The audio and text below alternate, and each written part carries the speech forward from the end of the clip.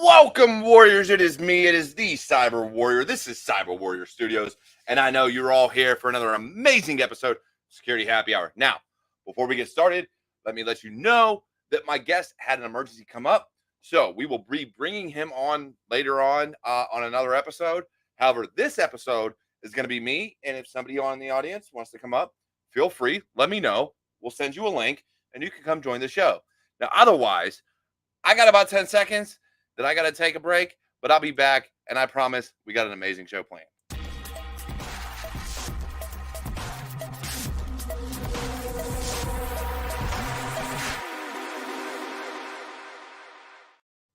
And I'm back. Like I said, about 10 seconds. It doesn't take long. Now, anyways, look, hey, so yes, my guest, Lee, that was supposed to join me this evening, unfortunately, he had an emergency come up, but that's okay. The show must go on. It will go on. So if you in the audience would like to join the show, talk about digital forensics and incident response and or entrepreneurship and leadership, please let me know, and we'll bring you on. I'm open to people coming on, and we can discuss it. But otherwise, I did want to start by talking a little bit about digital forensics, because I know that's a big topic that people like to hear about. And DFIR is very, very important in what we do within cybersecurity. And so when I think about it, you know, there's a lot of different aspects as to how you can go about it, right? There's different certifications, especially from SANS, which is extremely expensive. And there's different ways you can truly kind of get into the field. So for Misha, who asked, what is DFIR? So what is DFIR? Digital forensics incident response, Misha. And that is something that, you know, when you're looking at, you know, breaches and things of that nature, that's where you really dig into what's, you know, going on the hard drive, what's in memory, what's going on the network. There's so much that goes on with it. So you really have to have an understanding, one, of how, you know, systems like Windows and Linux and Mac work. Because if you don't understand that when you delete something, it's not gone unless you shred it. And I mean, truly shred it. And by that, I mean, you overwrite the bits where it's at with ones and zeros numerous times. And just once isn't going to do it. You have to do it multiple times. So let's take, for instance, Windows. Windows, if you delete something and you send it to the recycle bin and delete it from the recycle bin, whatever, in reality, all that tells the system is, hey, you can use this space again whenever you feel like it. Doesn't mean it's actually going to get used. Blue Cap Sec, or Blue Cape Sec, if you want to come on, please hit me up on Discord if you're on there, or LinkedIn or something, and we'll get you the link to join the show. Or actually, my support system, Devin, in the back, may be able to get you a link as well from StreamYard to bring you on. So if you want to chat DFIR, leadership, and entrepreneurship, you're welcome to come on. We'll get you that link. Just let one of us know. But otherwise, yeah, so when you're looking at Slack space, all that is it's ones and zeros on the hard drive that Windows has said, hey, you can overwrite this, but it doesn't always mean it's going to get overwritten right away. So with that being said, you can't guarantee that when you delete something, it's deleted. And if that's the case, then how are you going to truly feel comfortable that your information is safe? And I think that's the big thing, because a lot of people think when they delete something, and excuse me, let me get this link to Blue Cap or Blue Cape. A lot of people think when you delete something, it's gone for good, right? And that's not the case. I have recovered so many images and videos and things like that just for friends and family who think their hard drive is crashing and, you know, things of that nature. So I've ripped them apart, put the hard drives on my computer, put it into Linux, just because when it's corrupt, Windows doesn't like to use it, and it actually asks you to reformat it, which makes it harder. So with Linux, what I'll do is I'll take a bit for bit image of it, store it on an external that has the space, and then I'll rip the files from there and pull back everything I can. So that's how I tend to, let me try to copy this link for them if it'll let me. I didn't want to go to StreamYard, but okay. Copy. There we go. So that's how I've been able to pull stuff back, because DFIR is one of those things that, especially from a hard drive aspect, you have that ability. Now, the downside is things like RAM. So when you're looking at your RAM, it is very, very difficult because RAM is temporary. RAM is, as soon as you shut off your computer, it goes away. It erases. And with that being the case, now there's tricks, so they say. I've never tried it. I can't prove it. I can't say it works. I've never actually tried to pull anything off of RAM after a computer was shut down. But they say that you can actually, if you're quick enough, you can pull RAM out of a computer and freeze it and still get the information back as it's thawing out. But again, like Jack just said, it's volatile. It'll immediately go away the moment you're supposed to shut down the computer. So how they keep it, how it works, whether or not it's truly possible, I've not looked it up, but they say it is. So RAM is one of those things that is called random access memory. And it's because, it's volatile, it shuts down, it accesses different pieces of it. There's no standard as to how RAM is accessed. And so you end up with, something that can't be guaranteed, which is why, and this is another thing that about DFIR that I need you to understand. A lot of malware now is going to try to run in RAM. Why? Because your EDR programs, 9 times out of 10, when they're looking for running programs or and looking for installed programs and things of that nature, are looking in the hard drive. They're not looking at the RAM. They're not looking what's running in memory. They're looking at what's stored. So if it's in memory and your EDR isn't looking in memory, then it's not going to see it. Now, there's ways around that. There's EDR catches a lot of things because you're still taking things. Even when you're running in memory, you're still accessing processes and procedures and things of that nature. So it will end up going there. So yes, it's gotten better. It can be caught these days, but RAM is one of those things that's what a lot of your programs try to run out of now, because it's not going to get seen, because it's not going to the hard drive, which is what everything looks for. So malware has gotten very sophisticated in that nature. And so this is where digital forensics really plays a role, because you got to be able to look at your EDR. You got to be able to look at the processes. You got to look at things. And I'm going to say some things that may confuse some people. Malware does things like process hollowing, which it kind of embeds itself in a process. And so when you do that, it hides itself. So you don't know it's there. Now, certain EDR tools can pick that up. And it'll say, hey, process hollowing, we saw this. You may want to look into it. Now, other aspects kind of do the same thing. But saying that, we do have a Markus at Blue Cape Security that wants to talk DFIR and maybe can help us out a little bit and explain it a little bit better when it comes to things like process hollowing and really digging into the digital forensics of malware and how it reacts. Because there's so many things that it can do that make it very difficult for those in that space and an incident response to do their jobs. Hey, thanks for having me, first of all. That's a surprise. Hey, I'm welcome to everybody coming on this show. Anybody who has ever watched my show before, if you're new to the industry, if you've been in the industry for a while, I'm grateful to have you on. I don't care who you are. I love having guests. I grab a drink. I bullshit. That's kind of what we do here. And this episode, DFIR and entrepreneurship and leadership is what we're going to talk about. So, if you got some things to add about digital forensics and stuff like that and incident response, I'd love to hear it.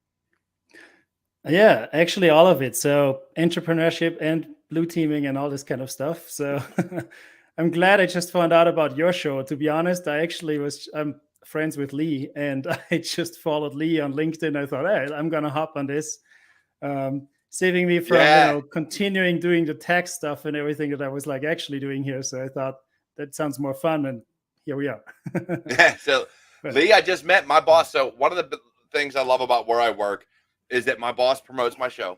So I don't have to worry about, is this going to, no. My boss knows everything about my show. He knows how things work around here. and he introduced me to Lee. I think it was like yesterday or the day before. And then we kind of threw it together, and he was like, oh, yeah, we can do it. So, and then he had an emergency come up. But I'm glad you're here. But before we get started, because I do know that we want to talk digital forensics. You even mentioned it in the chat. But let people know, how you kind of got here and why this is so important to you, Marcus, because I see you say at Blue Cape Security. Do you own Blue Cape, or do you just work for them? Yep, that's basically me. I started my own business 2 years ago. Oh, okay. And that's called Blue Cape Security. After having done a lot of digital forensics, incident response as a consultant in that world, kind of, seen a lot, done a lot. And then I thought, well, let's do my own thing, especially focusing on training. So what I'm basically doing is digital forensics and incident response, threat hunting, training, on-demand courses, workshops, things along those lines, training individuals. So working on more and more labs, getting those kind of things set up. So yeah, it sounds like spot on with like exactly everything that you are describing here, and going through all the pains of entrepreneurship, plus trying to get all the knowledge and all the good stuff out there, so that people can actually train up, get better skills, knowledge, and everything that it takes to battle this field. Yeah, definitely. It's a huge field. Cybersecurity as a whole is huge. But when you talk digital forensics, I think it isn't, people don't talk about it as much. I kind of look at that the same way I look at like reverse engineering and GRC. It's not as talked about as it should be, because it's vital to what we do in this industry. Yeah.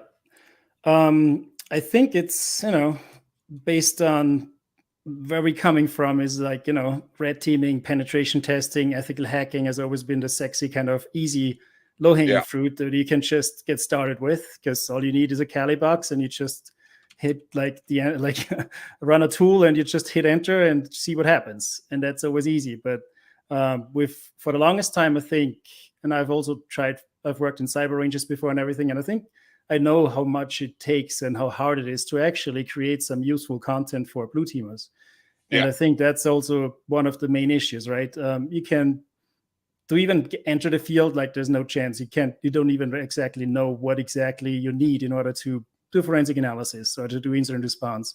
Especially that's, depends a lot on corporate environments, commercial tools, things that you barely get your hands on. And so the way how corporate environment runs is hard to replicate for blue teamers. And little challenges are also something that there's more and more platforms coming out nowadays, but I think it's just harder for blue teamers or for people interested in that field to get started, rather than having a Kali box and hitting play, basically. So that kind of is, I think, something that's going to get disrupted a lot by some of those big platforms that are out there.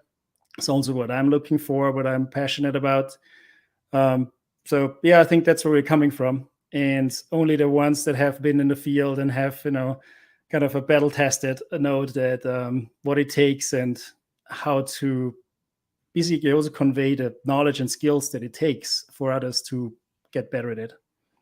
Yeah, definitely. And and that's the biggest thing, right? Is the skills. Because I have nothing wrong with people looking at the red team tools, right? Because whether you're red or blue, you need to know both sides. And I stand by that. I stand on that. That is my foundation for cybersecurity, is you need to know, and I would even go as far as saying, actually start looking at regulations and compliance and GRC, and have at least an inch deep and a mile wide understanding of all the different avenues you can go. And there's a reason for that. And it's because you can't attack something if you don't know what's defending it. Or you can, but bypassing it and really kind of hiding yourself is going to be nigh on impossible without knowing the systems and how they operate behind them. While at the same time, as a blue teamer, you can't defend something if you don't know what logs you're looking for, because you don't know what the tools are going to generate. And to both of them, you can't do anything without the support of understanding the regulations and compliance of what is going to garner support for what you're trying to do within a business infrastructure. So if you don't know high trust or PCI or something like that, how can you go and say, hey, I need this tool because it's going to do X, Y, and Z? Okay, what's that mean to me? If you can't speak to the business aspect of it and the regulation aspect of it and the money aspect of it, it's very hard to gain that support. So I think that is where having that understanding across the board is vital. But again, you need to be able to do, if we're going to talk technical, blue and red. You need to know what a SIM is, what it's looking for. You need to know what an EDR is, what it's looking for. Well, on the flip side of that, if I'm going to run something like Mimikatz and try to rip credentials from LSAS, what logs should I be looking for over here? What should I have enabled on my EDR? And that all goes into digital forensics because these tools are supposed to pick it up. And if they're not, they're either misconfigured or somebody's damn good at hiding themselves. Yeah, you don't know what you can't see, right? You have no idea what's going on if you don't have visibility. So first and foremost, and that is only a matter of knowing what you should be seeing. And that comes with experience and things along those lines. But I fully agree. Yeah, I always say, like, the fact that, I mean, I called my business Blue Cape Security because I want to focus on the defender side of things. But I highly appreciate anyone who has, like, experience in both fields, because I don't like the separation between blue and red so much either. I think well-rounded, comprehensive understanding on both sides is what it's most effective, what it takes to challenge, and to accomplish both. And especially on the cybersecurity field overall. And I would actually go as far in saying that, based on my experience, I've managed teams before, I've onboarded and trained up entry-level people, experienced people, and I think people that have always just lived on the defensive side of things, they have a harder time or have barely been exposed to some of the critical concepts in an enterprise environment, such as, as basic as a domain controller, Active Directory, authentication, how all these kind of things, from a system and administrative side of things. That's something, if you haven't gotten exposure to that, it's kind of hard to follow a full, like, a full-blown attack, for example, in an environment. On the other hand, someone who has done red teaming, Active Directory is your bread and butter. Like, you got to understand the roles, the privileges, the tokens, the credentials, all that kind of stuff. So I'd say if you have seen that, done that, it would be, much easier to train you up on the forensic side and other things as well, because you very much know exactly what to look for, because you understand the concept and how it works, and also how to compromise certain things. So I guess that's why, both sides equally important. One has more, like, a bigger technical foundation, the other one more the concepts to apply, such as, digital forensics, to look at in different specific areas that are important. Yeah, definitely. And again, it comes back to, and what I love that you mentioned was, like, understanding Active Directory and, all your authentication logs and things of that nature. And that's always been my biggest thing between either side, blue or red, and is because if you don't understand what you're attacking, or you don't understand what you're defending, so let's say you've never been help desk, you've never been a sysadmin, you've never fixed a computer a day in your life, you don't know how to build computers, you don't know how to, and I'm not saying you have to know how to do all these things to be able to do your job well. I'm just saying it makes your job easier, because now you live that life. You've lived the life of a sysadmin that knows GPOs and user groups and things like that. So I think from that aspect, coming up in that field instead of trying to jump right into cybersecurity makes your job easier, because now you have a better understanding of how all these things work. It's not impossible to get into cybersecurity without it. It's just harder, because now you've got to research all this and do it all on your own, as opposed to coming up in the industry. But I do have some questions here. And Misha always has questions. I love Misha to death. She's amazing. When we talk about digital forensics, and especially things like RAM and, finding things on hard drives, we all think bare metal. But from that resides in the cloud, how does digital forensics really kind of take hold in the cloud? Because actually, this is a great question, because even I don't know. How would you be able to find this information if all your stuff, or at least the majority of it, your servers, your routers and switches, all that stuff is residing in the cloud? That's a big topic, and I love it, because actually that's a great question. Things change, right? There's like a shift in, like, the visibility, the things that you might be looking into. And based on my experience, what I can say is, mostly we're pretty comfortable. I guess people in your show here are pretty comfortable on what it takes to protect and investigate endpoints, right? A traditional on-prem infrastructure You have Windows endpoints, you have disk memory, you have some network traffic, potentially some servers, firewall logs, things along those lines. Now, when it comes to clouds, every setup is different. And the first thing that everyone starts teaching as soon as it comes to security in the cloud is the shared responsibility model. And that I hate that freaking model. It's not shared responsibility. Well, it basically is important to understand whether, what you can expect from a provider. If you're, what happens if you put your endpoints or your VMs into the cloud, or if you're using a SaaS model. If you're using a SaaS service, there's not much you can do. There's maybe logs, and you can see who accessed your application, but that's kind of where the investigation ends. You need the logs. That's it. Now, if we're gonna get a little deeper, if you have workloads, especially if you have traditional like Windows VMs, Linux VMs running in the cloud, in that case, you're responsible for the operating system and hardening and securing the network and everything around it. So that just moves the traditional investigation to the cloud. And I think the most important part for us as investigators is that you need to understand how to actually acquire the evidence that you need, or how to actually even leverage the cloud to make you more efficient. Some people are kind of struggling, right? If you're used to your on-prem environments, on how to even get into the cloud, how to look at things. But there's a couple advantages and disadvantages, I would say. So I think the biggest advantage is that it's all virtual machines. So basically, you can redeploy pretty quickly. You can reimagine all these kind of things. That goes quickly. There's also an underlying kind of logging an architecture, right? If, for example, in AWS, you have CloudTrail. So you actually see who logs on to the entire platform. You see the privileges associated with, you see the actions that are taken. You can see who does what really, like even in the cloud environment, not just particularly on an operating system level, not just Windows event logs, for example. So you have that to your advantage on top of the endpoints itself. And then the disadvantage is that it's harder, for example, to acquire some of the evidence sometimes. Like if you have a Windows system running on a cloud, the most common mistake people make is, well, if we want to do an investigation, you click take a snapshot or create an image, and you think you're done. But it's not like the cloud doesn't work like a traditional hypervisor where you pause a VM, you take a snapshot of the memory, you take an image of the disk, and that's it. Actually, AWS or Azure would blow away your memory if you do a snapshot. It would shut down the system and then your memory is gone. So those things are important to consider. And I think people need to go through that in a training environment, in a test environment, to figure out the best process to take a memory image from the cloud, which is you need to get on the operating system, most likely, unless you have an agent or an ADR or something that can help you there. And then, you want to take an image of the disk. So there's basically what I'm trying to say is processes to figure out how to do things a little different. So is it possible? So I talked about this before you came on, right? We talk about taking an image of a disk. Now, bare metal, it's relatively easy, right? You take the disk, you attach it to something that does write blocking. You pull the image, especially when you're getting incident handling and things of that nature.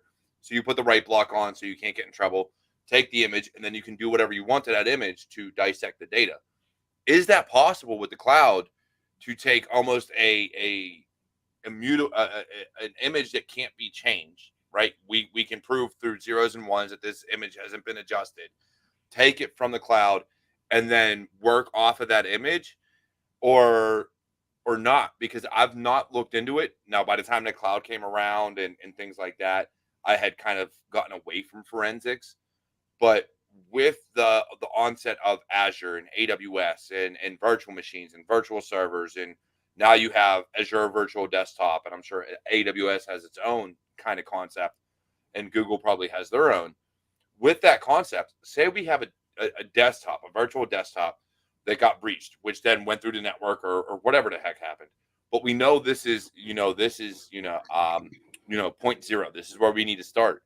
Is it possible to take an actual hard drive image from that virtual machine so that we can't be liable for changes to the hard drive to say, oh yeah, this is, or it looks better in court when you have this write block on it? Well, it's not in the same way as you would do it in a physical way. Like you can't put in write blockers, and you can't take the disk image out of a system. The way how to do that is two ways, right? You can either log onto the system itself, the operating system, which is not great, but obviously you can run FTK image, you can get a memory on a disk image from within the operating system itself, right? So you can basically do that because it's just like it doesn't matter whether it's a virtual system or not. This is what you can do based on just known Windows. But ideally, if you want to get access to on a hypervisor level, it's not like a VMware or a VirtualBox where you can, basically just take a VHD, create a VHD out of the current disk image. You can create a snapshot, and then you need to convert this snapshot into a a disk image or whatever you want to do with it. So there's like block storage and things along those lines that AWS is using. So those are those images you want to then take and convert into like a bit by bit disk that you can take offline, that you can then create a hash from it, and then you can process it just like any other image. It's just the initial step of how to actually take it and how to get there.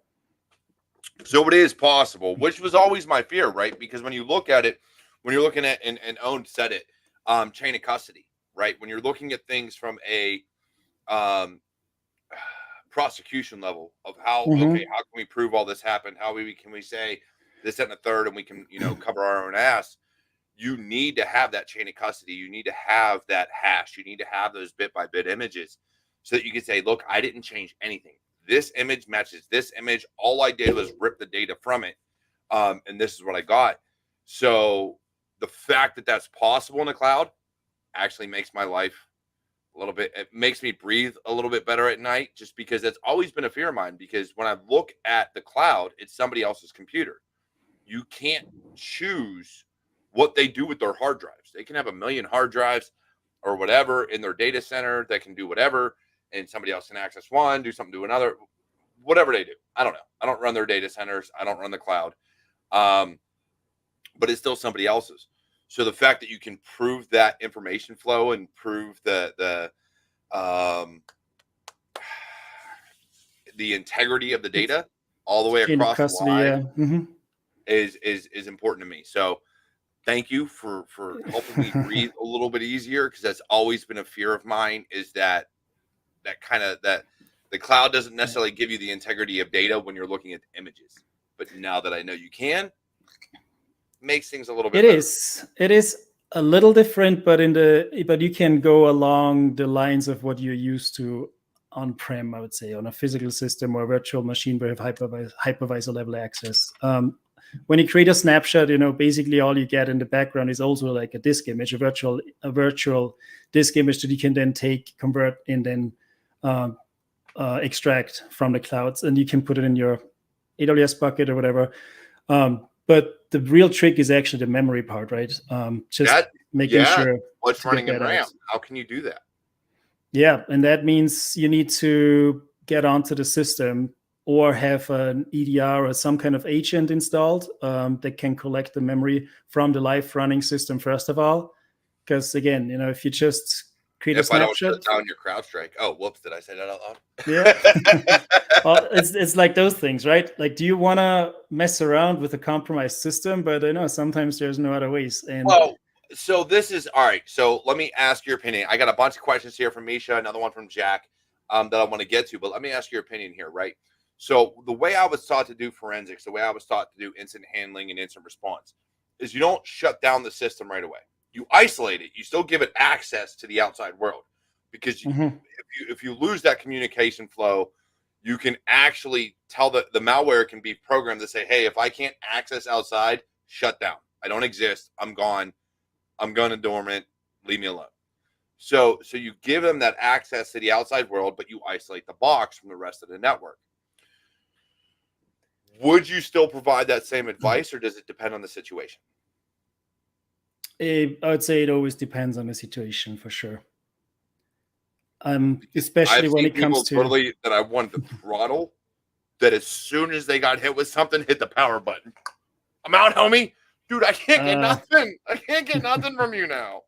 Nothing. Yes. Yeah, I guess it depends how far you're in. Like, if there's ransomware all over the place, I don't think a particular system, unless it's like the beachhead is like you don't destroy them, basically, hopefully, yes. No, but there might not be any additional need to observe and monitor and see what an attacker is doing if everything is full of ransomware, right? This is basically like, we need to contain as quickly as possible and restore, so that, basically the organization. And this is where, and I think this is where your things like Terraform and Ansible come into play.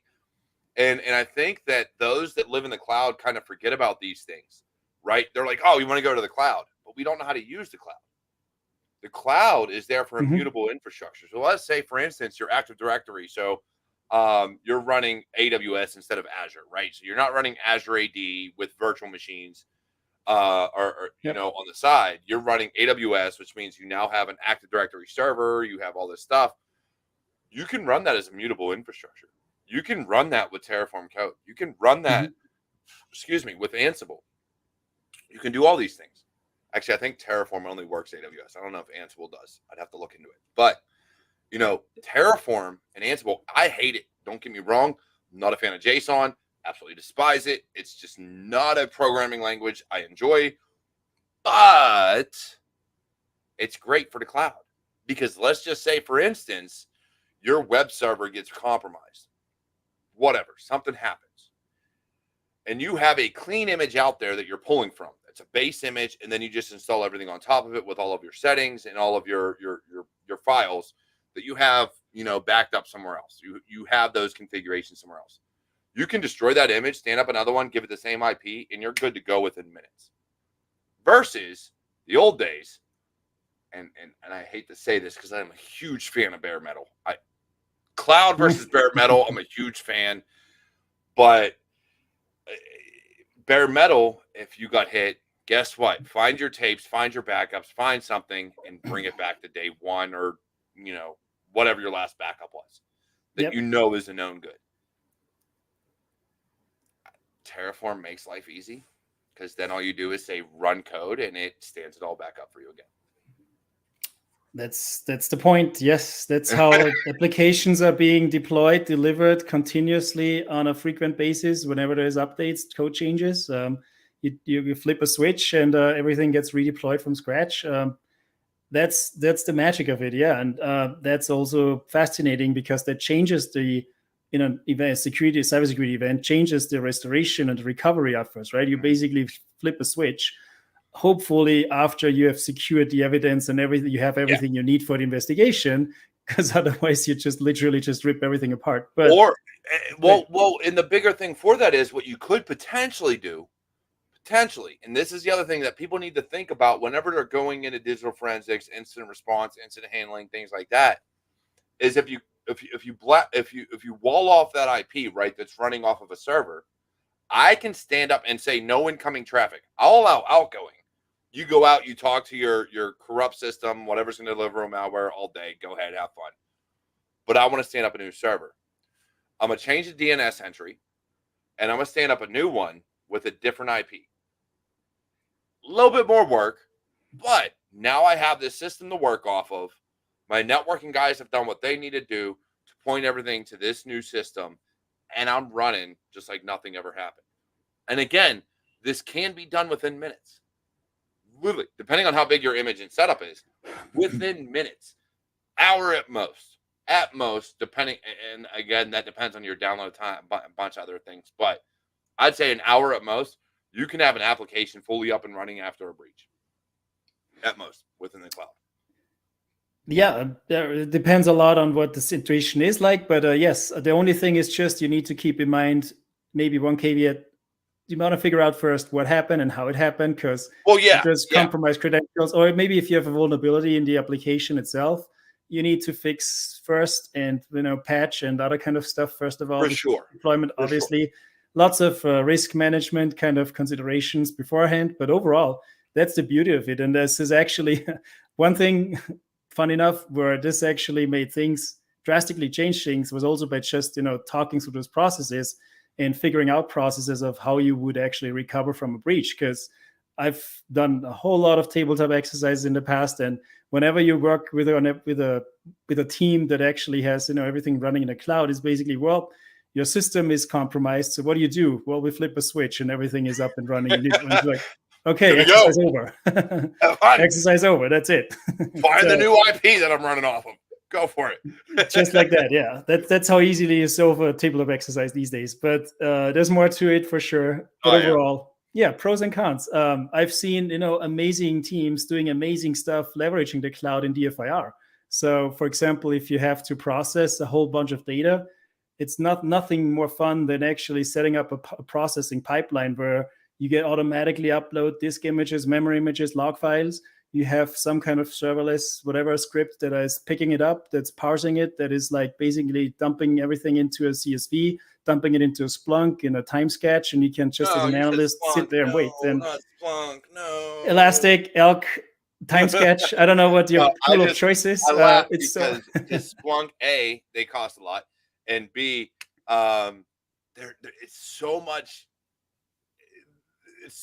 lift to run a proper Splunk environment, like to actually get it to work for you instead of against you, because you can run into either alert fatigue or I see nothing.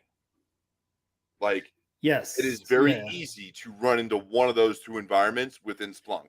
Like, I'm alerting on everything, or I'm alerting on nothing, or hey, I'm alerting on only brute forces. I totally agree. Sims is like its own topic that I do not even want to get into, because that's the whole thing. We do have more to talk about, but I did want to touch on something else. I'm gonna let you answer this question. So Misha once again wants to know, need to know, right? So when we're talking education-wise, red team, blue team, GRC, how much should you know to do for the other side versus just understanding the hows and whys? So from your experience, say somebody wanted to get into differ or wanted to get into be a security analyst or anything on the blue team, how much of the red team should they really know? And vice versa, because like myself, you kind of understand both sides. You really know what's going on. So from the red team side, if you're going to be like a pen tester or a red teamer, how much did you really know from the blue team side?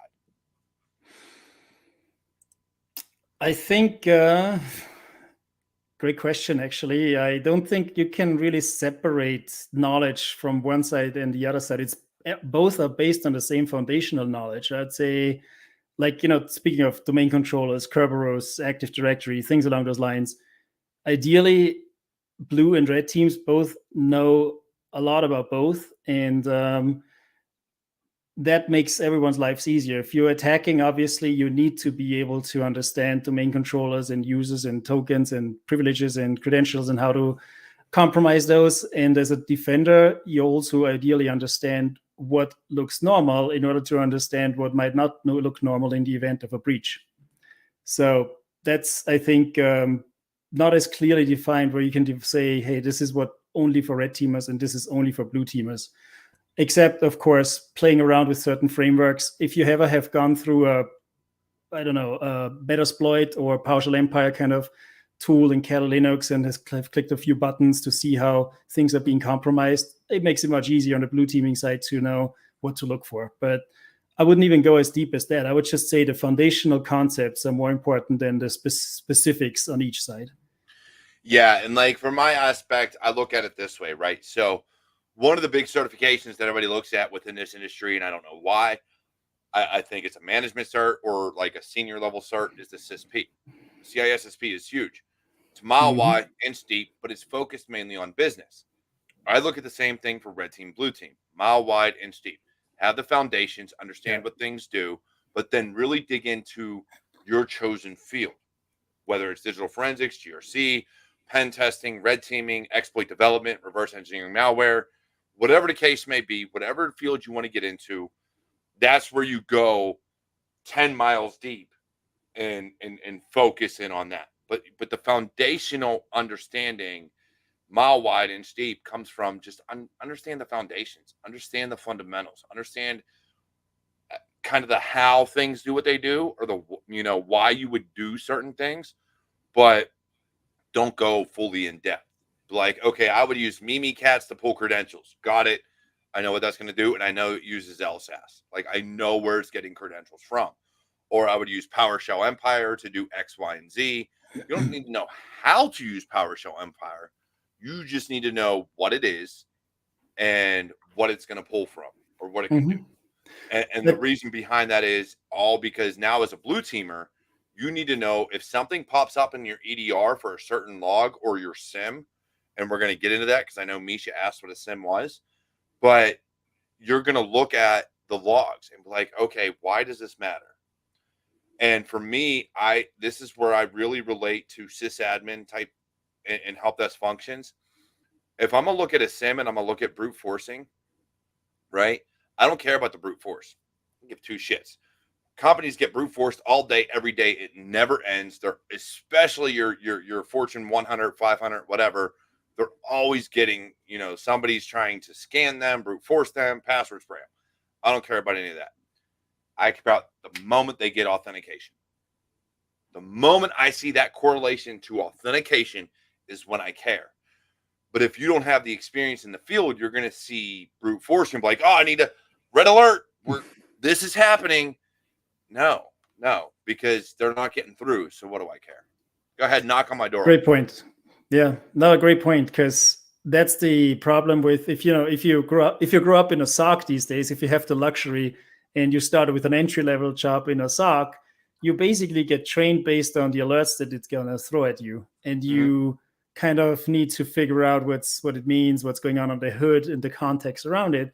With more experience, of course, you get further, but versus for people like us that have been there before these kind of things became the norm, you actually know what's going on under the hood and how these tools abstract certain activity. And that kind of, I guess, that's the delineation between understanding the foundational concepts and picking and choosing alerts and pivoting off of whatever is presented to you. And if you understand the foundations, you don't have a problem applying any kind of tool, right? You basically, for example, what you were saying earlier, if you see Mimikatz, if you see the executable itself, for example, on a system, that's obviously not great, but there's a lot more around it. And this is like one of my favorite kind of topics or interview questions or whatever. Say, what does it take even, right? And there's like a lot of people that usually say, hey, there's Mimikatz, everything is compromised. Oh my God, we are owned, it's all done, and doom, and it's all over. There's a lot more that it takes in order to run Mimikatz. You need the privileges and need, first of all, escalate privileges to a point where I even have the permissions and privileges to execute and write memory in order to dump credentials from it. And so, and that goes back to basics in terms of system administrations and operating systems, understanding users, credentials, privileges, permissions. And that's something nobody teaches in a SOC environment. That you don't get that from alerts. You basically need to kind of do it, like, configure your own domain controller, configure your own users and see how it works, and go through your own attack and defense scenarios where you mostly learn all these things. That is where Detection Lab, Security Onion, and a Kali box come into play. Exactly that. That's what I'm talking about by attack defense labs. Like, this is your own kind of playground, and this is the way to play around with this. You don't want to do it in a production environment, not in a corporate environment, because everything is restricted. You need an open playground where you can try and test whatever you want. Yeah, those three things. Now let's get on to a different topic, because I do want to talk about the two other topics we have at hand, which is leadership and entrepreneurship. And you've done both. I've done both myself. So, DFIR is very important. Now, if we want to go up the ranks within digital forensics, we want to be in leadership. We want to kind of get to that point, or we're leading even from a different aspect, those that are in digital forensics. How do you get there? And once you're there, right, how do you lead from there? Like, what sets the leadership apart from management? Like, in your opinion, because leadership is different than management. So what would you say? How do you get there, and how do you differentiate it? First, I would say it even depends a lot, like, within that field, like, digital forensics can look very different depending on which area you're in. If you're in law enforcement, most likely the process of how you do digital forensics is very different than if you're like in a consulting environment where you jump from ransomware case to another ransomware case, right? Enterprise incident response and forensics associated with that looks very different than your, e-discovery or law enforcement type kind of investigations sometimes, where you basically dissect individual systems under less time pressure, but more so like in depth and comprehensively, like to understand everything a user has done on a system. insider threat, things like that. So it depends where you want to grow, right? It depends where you want to specialize in, where you want to become, a leader. But I would say great leaders I've seen, you just learn with them mostly from jumping with them in the trenches, and they give you the right amount of exposure to not just completely, throw you under the bus, but also navigate around you. And I have definitely seen and worked with a lot of colleagues before that have started out and have probably, they call it learning through pain and suffering. If you are in the consulting side of things, there's not a lot of options to test and train the stress that comes with all these investigations, right? And there's not a lot where you can learn in your quiet kind of lab environment and, take your time, whatever you need. Mostly you learn by doing, and you learn mostly by doing those cases, and those cases are usually stressful. So I think a great leader is basically just somebody who can especially guide you through those in cases or engagements and get you exposed in the right amount of information so that you can grow, but also are challenged, I think. And from there, you can't pick and choose your path so easily. Like, you can choose your engagements that come in on a daily basis, right? Next week might be a case so-and-so, the week after might be a whole different case. So it's hard to kind of forecast what you're going to be working with or on, but how you're going to be working on, and like how the team is laid out and structured and an engagement is being handled can make or break a team for sure. Yeah, in my eyes, right, I look at it as, you got to throw them into the fire, but you should have someone above them. Now, as a leader, you'll back them up, right? You'll fall on the sword, you'll take the blows, you'll kind of be the stopping point for when this shit hits the fan. But you should always have people there. You should have a senior or a mid-level that can kind of guide, mentor, and push them along. And then you come in whenever your expertise, because you've been in the field for X amount of years over everybody else to really, dig in. But I think it's kind of throwing them into the fire. That's how I look at things like digital forensics or pen testing or anything else. Look, I'm going to throw you in. I'm going to let you go. Unless you ask a question, unless you actually come to me, I'm going to think you're good. Now, I'm going to double check your work. I'm going to double check what you're doing. I'm going to make sure as a consultant or incident response person that things are smooth and we're doing the right things. But I ain't going to say shit unless you come to me. Then when the job is done and we do an AAR or we do something like that, then I'm going to sit there and be like, hey, look, you really should have asked a question on this because you missed X, Y, and Z, and I ended up doing it. I'm going to be nice about it. I'm going to say, hey, I get it. You're learning, you're growing, and that's okay. But you got to be able to ask questions. You've got to be able to kind of like go up the chain and be like, hey, look, I'm missing something. What am I missing? And so I think from a leadership perspective, you got to be able to do that, right? You got to be kind of like, I hate to say this, but you give them enough rope to hang themselves. You give them enough rope to kind of do what they need to do the job. And then eventually they're going to be like, pull a little too hard. And it's like, hey, look, you should have asked. I could have given you some slack and let you go. But that's how I lead, right? I'm going to give you enough rope to hang yourself. I'm going to give you enough rope to kind of like go out there and do what you need to do and do the job right. But at the same time, there's a point in time where you're not going to ask questions. You're not going to ask for help. And it's going to get tight because you're doing the wrong thing. And I'm finding out about it. I know about it, but I want you to ask. And I'm going to let you go until you ask. And if you don't, I'm still going to do the work, or, a senior or a mid-level is going to do the work.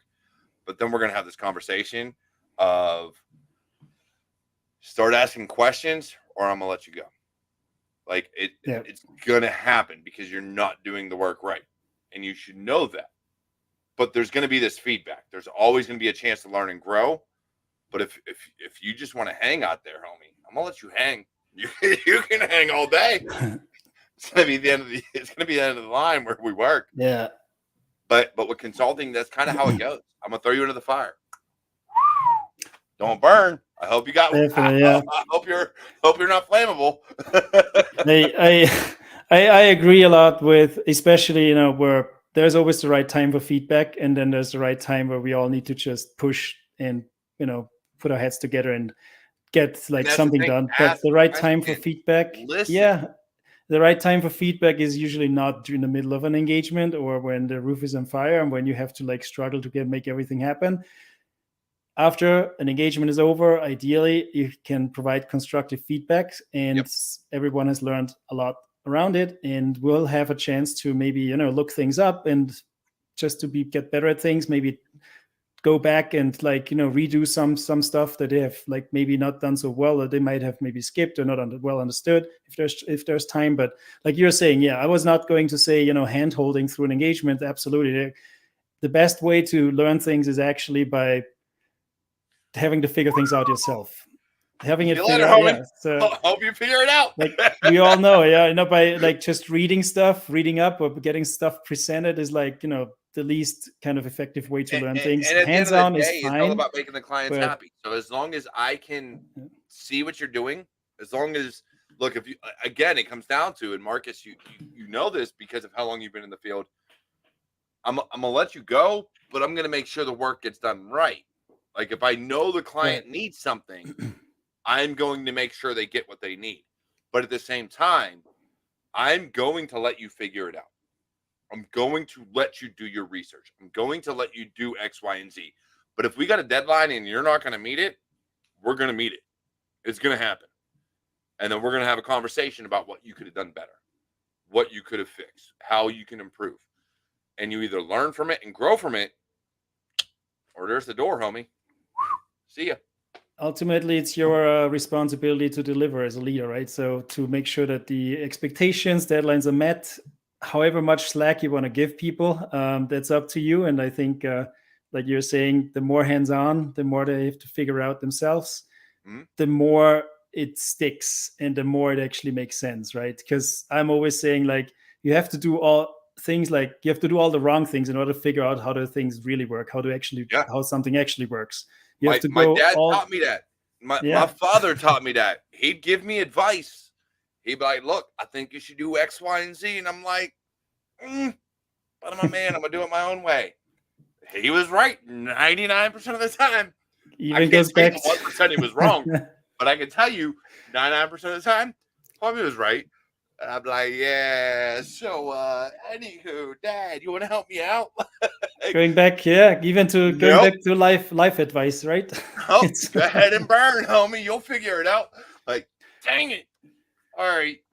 It always hurt, man, growing up. Like, Dad, you were right. Sorry. life. Absolutely, it Mom, goes for you was life right. advice. But my background is actually, I'm coming from like a software developer background, and as you can imagine, there's a million ways of how you can do something the wrong way in order to then figure out how it actually works. If you start Yep. debugging, that's the real way to how you actually learn coding. If you don't do Dude, that's debugging, how then I you never figured get out challenged. coding. So yeah. I hate like Perl. And and, Ah, and and so I want to get into, we got like a few more things starred and questions that we want to ask. But so Rapid7 writes a lot of their programs like Nexpos and shit like that in Perl, and a lot of their scripts. I think it's Perl. I'm not mistaken. It's either Perl or Ruby, but I believe it's Perl. Never learned Perl a day in my life. Didn't know a thing about it. But I know how to debug. I know how to read error codes and figure out what's going on, and all this other stuff. But I literally learned a lot of Perl by fixing a script for another company I work for because there was a memory leak. Like, and it was like screwing with our code because it was trying to call in this, not Cylance, not CyberArk, one of the password managers. I can't think of it off the top of my head, but it had to basically pull a password and then go out, scan everything, and then the password would change. So it would have to do it again. This, that, third, whatever. But the script was broken because of how many servers. I forget what it was. I think it was the number of servers it was checking. It was something like that. But either way, memory overloaded and it never finished. It would always crash every single time. And so I was like, I was on support with Rapid7. They'd send it out like, oh, our techs or whatever are looking into it. I'm like, I ain't got that time. I do not have that kind of time. But I know how to read an error code and figure out what's going on. So I'd go through and read the, where it broke. And Eventually figured it all out. I was like, oh, hey, here's your issue. Here's how I fixed it. Oh, you did it already? Yeah. I wanted you to do it. You took too long. You took more than 2 hours. I figured it out. That's what we're doing, yeah. And I'm goes a long way, impatient. right? If I know how to read, I'm gonna figure it out. And I bet you've learned a lot by doing it, right? So that's the Oh, other so thing. much. And that's why, like, I'm not a coder. I'm not a programmer. So, like, when you look at something like SE Toolkit, which I'm sure you've seen, right? So the social engineering toolkit can download web. It does so much for phishing. It's crazy. Now we've gone past that. There's things like Nginx or Evil Nginx and other ways to do things now. But the social engineering toolkit, written in Python, that's how I first started to learn Python. I can't write programs that advanced. It's like a million files in different files linked to other files that link to other files that do all this other stuff. No. Give me, I'm a basic script person. Give me one document that is .py. I can write that. Or I can even do a .ps1 on occasion if I have to. But mine are small. But when you get into like full-blooded programs that are written in Python or PowerShell or Perl or Ruby, nah, homie. Tell me what I need to look for. I will debug it all day. I will figure out what's wrong. But writing it, nope, nope, that ain't gonna happen. It's two whole different worlds, yeah. Writing and reading. But as going back to forensics, right? That is very convenient. You will come across a lot of PowerShell scripts. You might come across Python scripts and all kinds of other stuff. Java. And even like, yeah, or there's so much things that you actually might have never seen before that you come across. And being able to quickly just at least get an idea of what it's doing, that can save your day. So there's a lot that comes with it. Yeah, and I learned that in reverse engineering malware. For those that don't know, Sans, Grem, their GIAC reverse engineering malware, if you can get a company to pay for that, that actually helps a lot with digital forensics because it teaches you what malware does and how it does it. And it is one of the best certifications you can get in this industry for that field. Before that, prior to that, if you don't want to get into reverse engineering malware or really don't care about all that, their GCIH is huge. Instant handling, understanding processes and how different things operate, amazing. But again, get a company to pay for it. Unless you're made of money and can afford like 10 grand for a course and certification, go for it. But if you can get a company to pay for it, I highly recommend it. Sans' courses and their certifications are spot on. It's worth the money. Just get a company to pay for it, please. I beg of you. Don't blow 10 grand on a course that you might as well go to college for that. GREM is intense. I've done it too. Yeah. I got my gram. It expires in like a month. Yeah. A bunch of certified. A bunch of trainings. Yeah, if you have companies to pay for, I agree. It's amazing. Why not? It is. You learn a lot. That was also, my reason. I don't know if like there's a good time for shameless, self kind of promotion plug here, but I have a forensics course that is out there, which covers a lot of practical kind of things on Blue Cape security. So that's where I'm coming from, providing all this kind of skills and knowledge training for a friendlier budget, like more like, dude, I had like 6 people like us at one time. They're like all expiring. I don't even care. Misha coming in. If you don't ask, you'll never learn. Same with mistakes. Be willing to make them. They only make you better as long as you're willing to learn. Very true. It's a good summary. Got to ask, got to learn, got to go. I got more questions, but all right, we're going to get through these. This show's going to run over. I don't fucking care. Whatever. It's my show.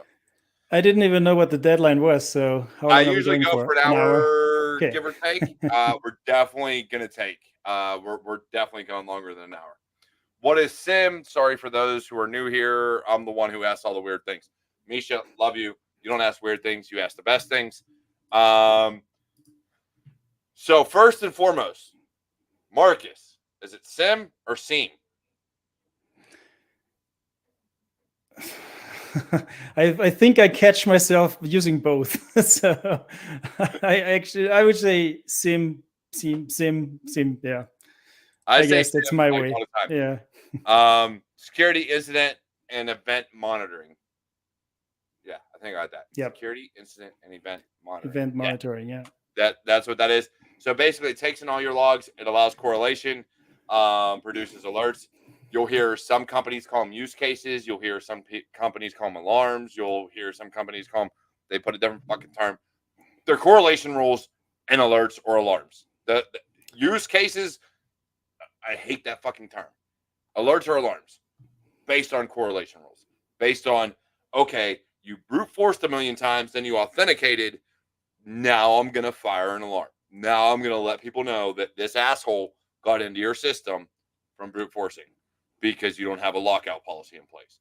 Like that is the purpose to a SIM.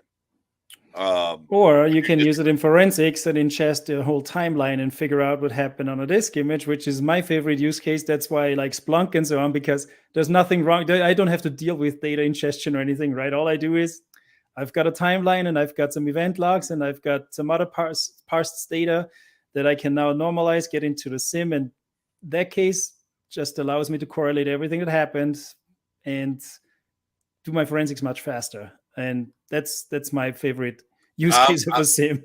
my favorite. All right, so look, I got two SIMs that I love, and it's mainly because those are the ones I have the most experience with, but also because they have their pros and cons, but I really like what they do.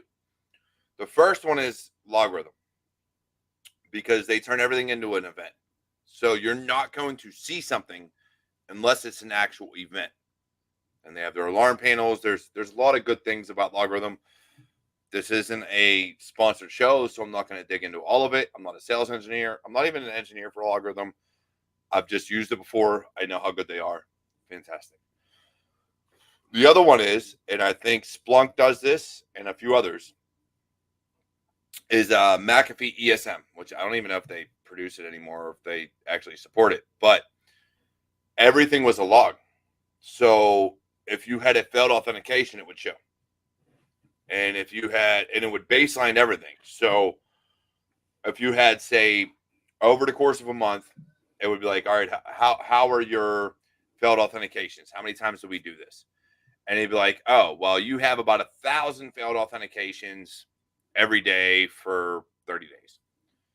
If it went up to 1,500 or 2,000, now we're above baseline. Now I could build a correlation rule off of that, or I can look at it and go thread hunting and see why I have this excess failed authentication and figure out what's going on.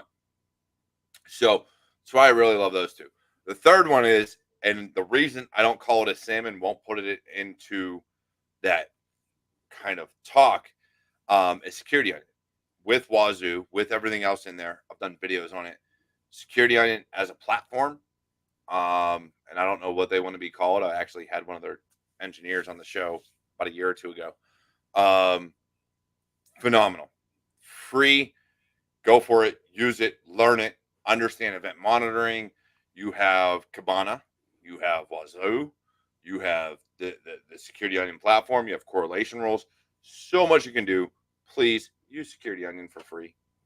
Put it on your home network and start monitoring all your shit and the things your kids do or your spouse does or what you do.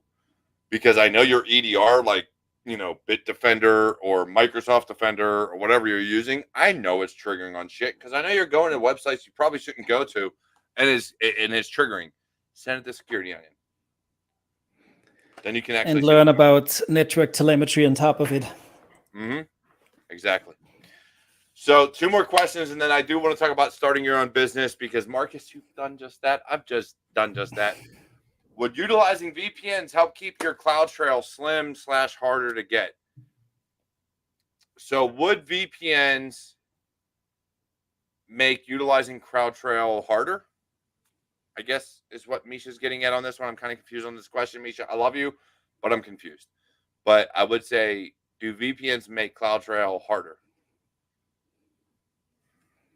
That's my guess on the question. I'm not fully sure about the question either. Apologies about that. So do VPNs make digital forensics harder? Let's go with that. VPNs, forensics. Oh, if you mean if enterprise or if end users are on VPNs, yeah. Specifically in that case, yes and no. I think, I mean, if it depends. If it's a corporate VPN, that's oftentimes also the intrusion point, right? Like a remote worker's endpoint being compromised, and through their VPN, they're able to actually access the corporate environment. So VPNs and logs are important, and you definitely want to make sure that you see everything that goes in and comes out of your VPN. Other than that, if the question is around recovery, like encrypted traffic, I guess. Would VPNs make it harder for people to recover things from the cloud? I say no. I don't think VPNs have an effect on that. It's purely networking, so I guess in that case it would not really make a difference, if I understand the question right. I'm still not sure about it. Yeah, no, you do. Misha, so Misha, just for your awareness, Marcus, one of my warriors, she's been here for a while. She's been on the show twice, still learning cybersecurity and IT and kind of getting the field, coming from pharmaceuticals. So that's why she asked the question she asked. But no, Misha, VPNs have no effect on being able to recover things from the cloud. So it is just, VPN is networking. It is the IP addressing at which they talk and accessing networks. Actually recovering data or doing things in the cloud, that is purely operating system still oriented or virtual machine oriented. Not networking. It's two different aspects of what you're learning. Next question. And this is the last question. Then we're going to talk entrepreneurship, and then we're going to go off stream. Is it better to assume that any investigation could become criminal, or work it first, then determine the evidence level? I know my answer. What's your answer, Marcus? Ask your lawyer. Always. I do not want to be on the hook for these decisions. So for me, there's clearly, the way where, I guess it depends on your organization. But really, if there's a chance of potentially insider threat or some criminal activity or anything along those lines, one of the first things you want to pull in is your legal team, because they need to determine whether you need to follow chain of custody and then potentially legal proceedings coming out of it or not. So you definitely, your lawyer, your legal team will have to be your best friends in forensics. That's just what it is. So you're not wrong. Legal team plays a huge role in it. But my thing is, treat every incident, every breach, every whatever, initially as if it was criminal. Because you want to have chain of custody. You want to have that incident handling. Because maybe you don't know right away. Maybe just something happens. And you're like, oh, this data went X, Y, and Z place. I don't know if it's data leakage. I don't know if somebody stole something. I don't know what went on. So because you don't know, treat everything initially as if it's criminal, which means you want right blockers. You want to have that chain of custody. You want to have all that. And if it's not, cool, throw it out the window. We don't care. But initially, anything you do from an incident response aspect or incident handling should be treated as criminal, and in such a way that you have right blockers, you have chain of custody, you have things like that. Because then, should it go criminal legitimately, you have that protection behind you, and you've done everything right. That doesn't mean calling the FBI or your state police or whatever right away. That just means you treat the evidence, you treat the data as such. Then, if you find the FBI or whomever needs called in, you can actually vouch for the integrity of the data that you've already acquired. Audit trail is critical for cyber insurance policies. Absolutely. But yes. If it smells like potential data theft or anything along those lines, absolutely. I mean, that's data privacy involved, and your legal team sooner or later anyway. So in that, I agree with that kind of a sentiment, where if there's anything along those lines, then of course you want to start rather cautious and make sure everything is documented.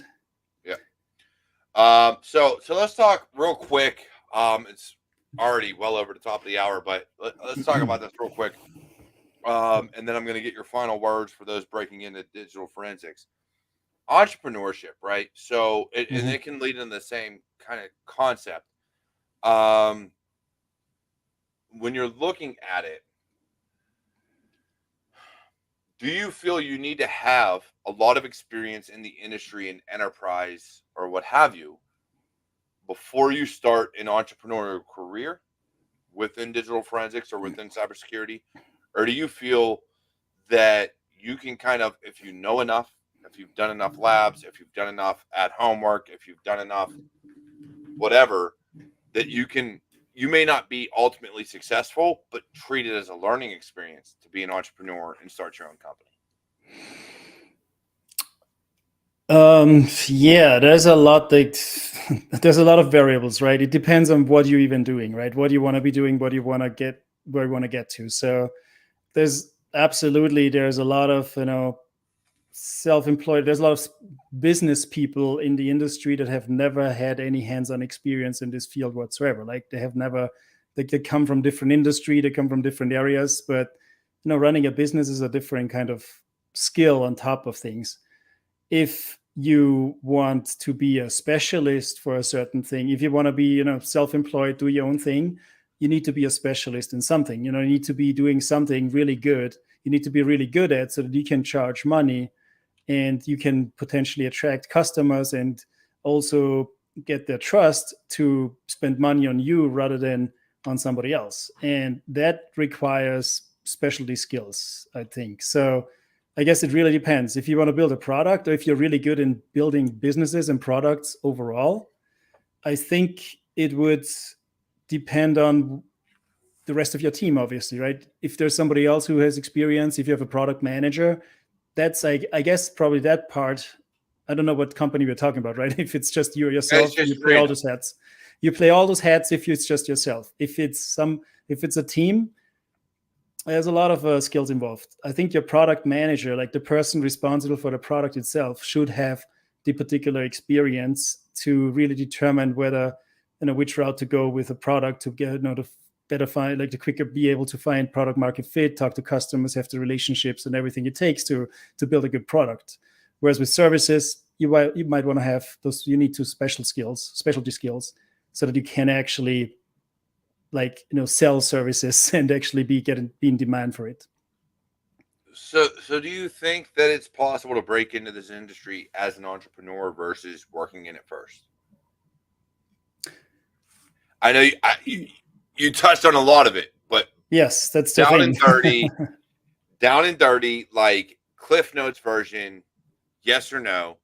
Do you think you can break into cybersecurity as an entrepreneur versus coming up in the industry and kind of getting your hands dirty and working in it beforehand? Straight answer is, I think, yes, with the only caveat whether you want to be product focused or services focused, because it depends what you deliver. But I think, great entrepreneurs have been able to jump into any kinds of industries and make something out of it. I don't think there is specifically, cybersecurity is much different than any other kind of complex industries. Like, just take, cryptocurrencies and AI and all these kind of things from the past that have been really hyped up a lot. Most companies, founders, people that are selling services, products in the industry, have jumped on this like last minute and just gotten up to speed on this and have started big companies with a lot of funding on top of it. You just have to be the type of person, I guess, to be able to handle business and jump up on and learn quickly. Yeah, definitely. So I don't know. I don't neither agree nor disagree, right? Because for me, I think it depends. I think it really depends on what your focus is. It's the same aspect that you just said, right? Everything depends. I can disagree on the aspect of how can you start a business if you don't technically know how that business operates, how that technology operates, how that service operates, or that product. But I can agree in that, well, maybe you understand the foundations, you understand fundamentally what's going on, and you're not the one doing the work. You've found partners and people that can help you to help you do Exactly. the Yeah. work. If you don't have to deliver, it's a whole different game, right? Correct. Right. So two different aspects. I think as a solo person, though, if you're going to be a sole proprietor LLC, or even a corporation, whatever the case may be, but if you're the one delivering, you should have come up in the field, understand the field, know what's going on, know the technology, and be able to do the work and deliver on it. But if you have partners, you have people that are going to help you out, then no, not necessarily, right? You have a vision, you have a mindset, you know what you want to do, you know what the company can deliver. You just got to get the people together and the funding together. Then no, you don't Yep. really have to have the experience as long as you have the capability to speak to it and understand it to an extent, but have the people around you that can deliver on what you're trying to deliver. So we all know that entrepreneurial mindset isn't everybody's bag. You may want to work for somebody for the rest of your life. I personally do not, which is why I started this channel. And I really hope people start, I don't know, super chats, tips, memberships, clothing. I don't know. Got a bunch of ways you can support the channel. Help us, entrepreneurs, please. Yes. Right. So anyway, I know Space Tacos, I love you. I know you asked a question, but we're well over the top of the hour. So I do want to get some final words in. And Marcus, please feel free to say whatever. But I am really, really looking for, how can people break into digital forensics? How can they get into the field? And what would be your recommendations? So first of all, I think we've talked about the core concepts and background. So the more you know about basic IT, the better. Like you can apply those concepts easier. You can set up your own home labs and learn from there. But when we talk about specifically job hunting, I think the biggest advice I usually have, and this has kind of worked out for me too, do not try to just apply for this one particular entry role that is out there, like SOC entry roles or whatever, that a million other people are applying for this one big company.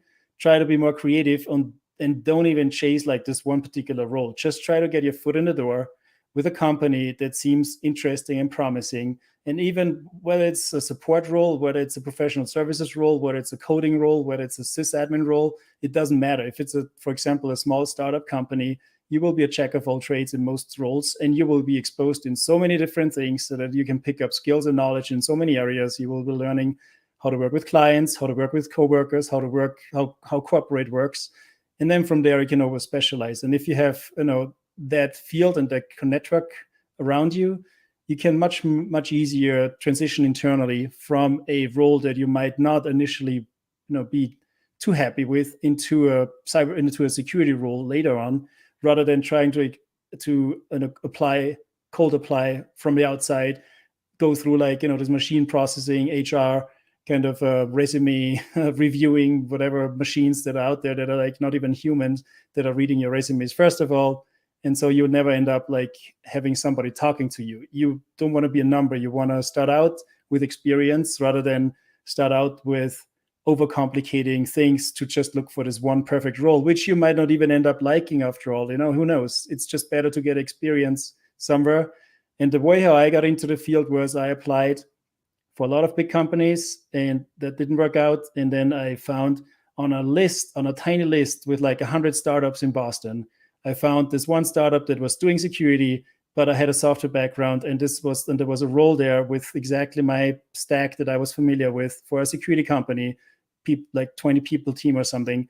And I just emailed them, and they basically responded. And from there, it was like, all looks great, just get started. And from there, I was able to, get into a security related role that helped me for the rest of my career. Yeah, I think you said the biggest thing there is, right, your small startups. Everybody's looking for the big paycheck. Yes. Your smaller startups, unless they are an offshoot of some major multi-billion-dollar company, aren't going to pay a lot of money, but they're going to get your foot in the door. And if you talk to them, because it is 5, 10, 15, 20 people, right, you're able to get in there and do what others can't. You've now entered security, you've worked for a company, and you've done the job.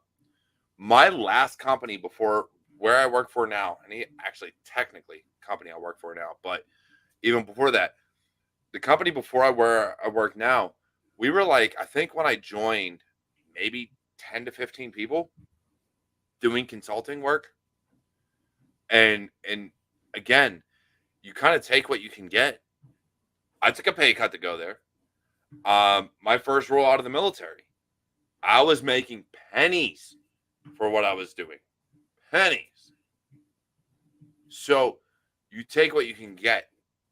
And when you're just breaking in, if you're just trying to get into IT or cybersecurity, go with help desk, go with sysadmin, find that role. If you immediately try to jump into cybersecurity, it's not impossible, but expect it to take long. If you have your A plus and your security plus and your network plus or whatever the case may be, and you know how to fix computers and you've stood up a lab, go apply for that help desk role. Yes, you're going to take a pay cut. Yes, it's going to suck. But if you want to get to where you want to be, you have to start somewhere. And the best place to start is in the basics and foundations of where cybersecurity comes from, which is information technology, which is your help desk and your operating systems and your Active Directory and your printers and everything else, knowing how all that functions, flows, and works. Network administration, network engineering, things of that nature. So if you're struggling to find a job in cyber, if you're struggling to find a job in DFIR, go to help desk, go to sysadmin, and start understanding the underlying systems. It'll make finding a job a hell of a lot easier. And you'll actually get experience working in that industry. Plus, you get to make friends because you make friends in cybersecurity. They may hire you straight from that company. That is, you will have this network for the rest of your life, and you always have somebody working somewhere where you can knock on the door and see if there's an opportunity later on. That's kind of the snowball effect. See? So, look, I love you all. You're all my warriors. You're all my family. I love every single one of you. Thank you for tuning in. Thank you for watching. Please share, like, comment, subscribe, all those fun things. Marcus, feel free to stay behind if you would like. Otherwise, I will see you all next week with another amazing episode of Security Happy Hour, because I'm the Cyber Warrior. This is Cyber Warrior Studios. And guess what? That's kind of what we do, is tune in every week. So see you next week.